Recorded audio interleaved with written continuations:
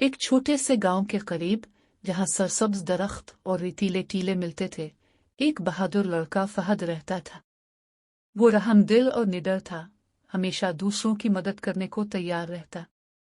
एक दिन जब फहद जंगल के किनारे जा रहा था, उसे एक दर्द भरी गरज सुनाई दी।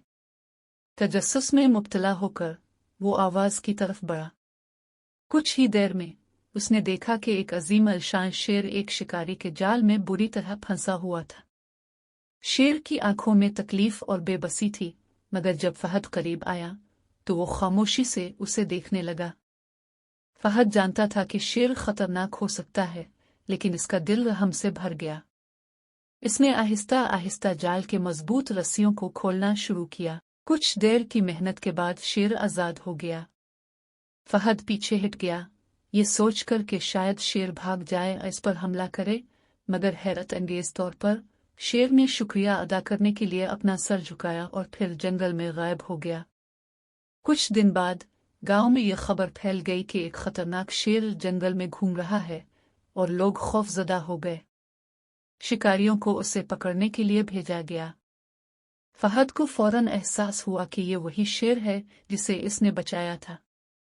वो जल्दी से जंगल की तरफ दौड़ा और अपने दोस्त को खबरदार करने लगा।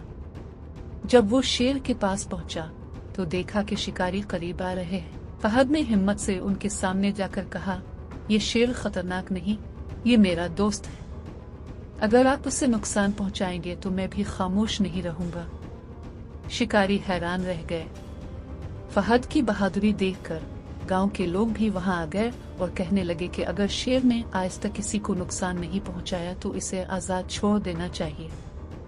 आखिरकार शिकारियों ने फैसला किया कि शेर को नुकसान न पहुंचाया जाए।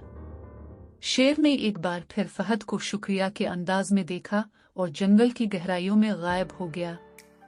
लेकिन कभी कभार जब फहद जंगल के किनारे जाता तो उसे दूर से वही शेर नजर आता, जैसे कि वो हमेशा अपने दोस्त की हिफाजत कर रहा हो। यूं फहद और शेर की दोस्ती हमेशा के लिए एक यादगार कहानी बन गई।